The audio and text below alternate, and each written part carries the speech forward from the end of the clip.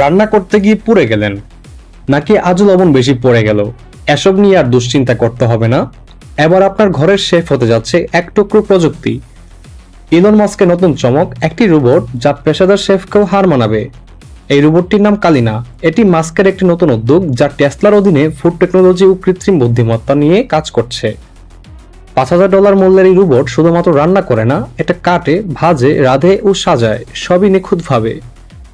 হাজারো রেসিপি মনে রাখতে পারে, আপনার পছন্দ মতো স্বাদও অ্যাডজাস্ট করে।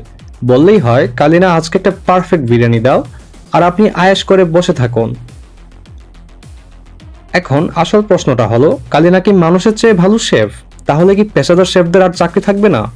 এমন প্রশ্নের জবাবে কালিনার প্রাথমিক ব্যবহারকারীরা বলছেন, কালিনার রান্না এতটাই নিখুঁত, ধারাবাহিক আর অবিশ্বাস্যভাবে সুস্বাদু যে এটা সত্যিই হয়তো মানব শেফদের ব্যবসা বন্ধ করে দিতে পারে।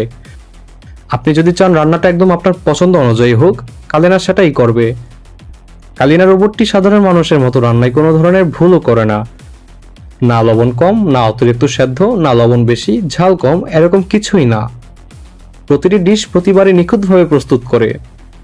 মাস্কের এই রোবটটি নিয়ে চিন্তিত সারা বিশ্বের রান্নাঘরে কাজ করা শেফরা।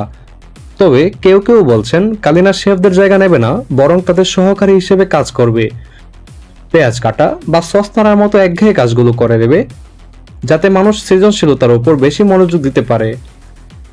আবার কেউ কেউ আশঙ্কা করছেন, রেস্তোরাঁ মালিকরা যদি বুঝে ফেলে যে এইভাবে তারা লেবার খরচ বাঁচাতে পারবে, তাহলে অটোমেটেড গ্যাস্ট্রোনমি বলার আগেই তারা মানুষকে বাদ দিয়ে রোবটে চলে যাবে। তবে ইলন মাস্ক বলেছেন, কালিনা কারো জায়গা নিতে আসেনি, বরং আমাদের রান্নার ধরনকে উন্নত করতে এসেছে।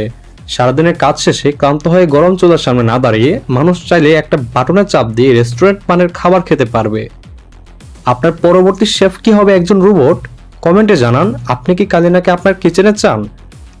এমন আরও ফিউচারিস্টিক কন্টেন্ট পেতে আমাদের সঙ্গেই থাকুন।